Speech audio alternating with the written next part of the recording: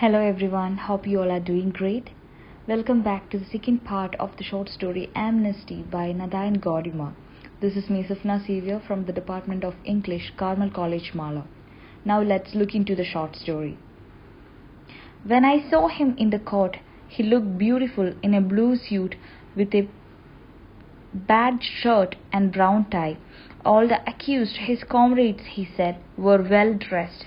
The union brought the clothes so that the judge and the prosecutor would know they were in dealing with stupid yes-has black men who didn't know their rights. These things and everything else about the court and trial he explained to me when I was allowed to visit him in jail. Our little girl was born while the trial went on, and when I brought the baby to court for the first time to show him, his comrades hugged him and then hugged me across the barrier of the prisoner's dock, and they had clubbed together to give me some money as a present for the baby. He chose the name for her, Inkululeko. And when she visited him in the court, she is explaining how he looked.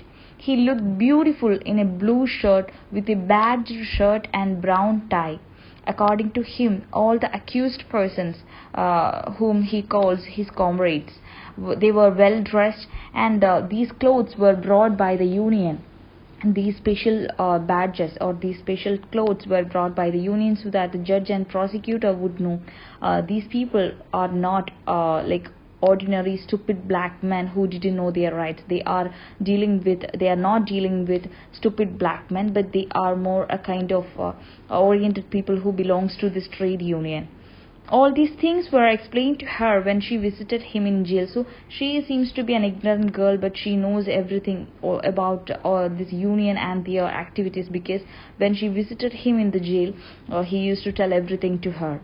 Their little girl was born while the trial went on, and she brought the baby. When she brought the baby to the court for the first time to show him, everybody was so happy that they started hugging each other, and they had clubbed together to gift something to her. They gave some money to her as a present for the baby.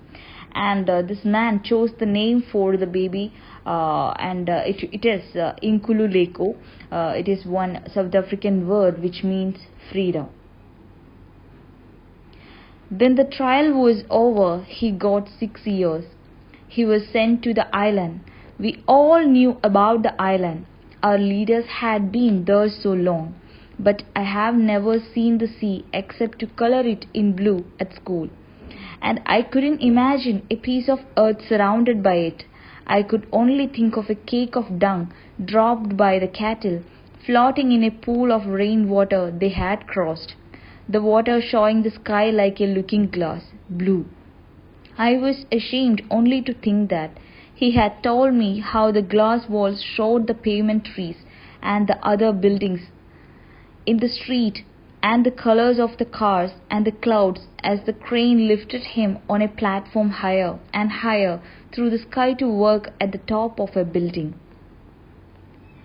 So after the trial, he was sentenced for 6 years. He was sent to the island which refers to Robben Island that once held Nelson Mandela. The island was familiar to everybody, but she has never seen the sea except to color it in blue at school. So she has never seen a sea. She has never been to a beach or something. So except she has the only thing she knows about the sea is that it is in blue color, and she used to paint sea in blue color when she was at school. And she could not even imagine a piece of earth surrounded by it. So she doesn't know how a sea looks like, and then how can she imagine how an island would look like? She could only think of a cattle dung floating in a pool of rainwater. This is how she compares, or she gives a metaphor here, that she is comparing an island with a cattle dung floating in a pool of rainwater. This is how she thinks about an island. He was allowed 1 letter a month. It was my letter because his parents didn't know how to write. I used to go to them where they worked on another farm to ask what message they wanted to send. The mother always cried and put her hands on her head and said nothing. And the old man who preached to us in in the well every Sunday. Said, "Tell my son we are praying. God will make everything all right for him." Once he wrote back, "That's the trouble. Our people on the farms, they are told God will decide what's good for them, so that they won't find the force to do anything to change their lives." So he was allowed to write one letter a month, and it was her letter because his parents didn't know how to write. She used to go to his parents, and because they were working in another firm, and she used to go to them, and she would ask them what message they wanted to send to him. The mother always cried, putting hands on head, and said nothing. The mother didn't have any messages to him because she was crying all the time.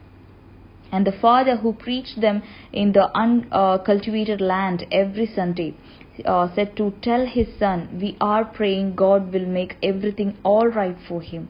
And once he wrote back. So this was father's message to him, that we all are praying for you, and God will make everything better, everything right for him. And once he wrote back, "Our people are told God will decide what is good for them, so that they won't find the force to do anything to change their lives." This was his reply. After 2 years had passed, we, his parents and I, had saved up enough money to go to Cape Town to visit him. We went by train, slept on the floor at the station, and asked the way next day to the ferry. People were kind. They all knew that if you wanted the ferry, it was because you had somebody of yours on the island. And there it was. There was the sea. It was green and blue, climbing and falling, bursting white, all the way to the sky.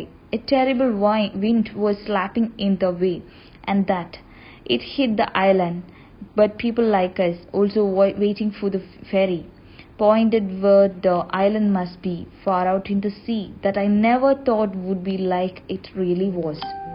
And 2 years had passed, and she and his parents had saved up enough money to visit him. They didn't have enough money to go and visit him, but after 2 years they could make enough money to visit him.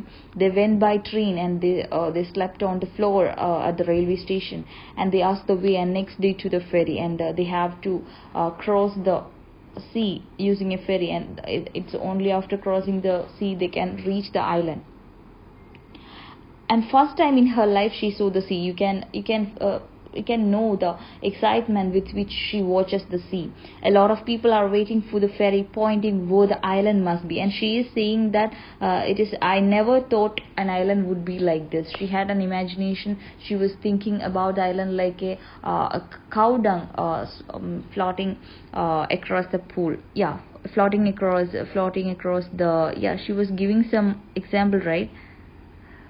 It was right here.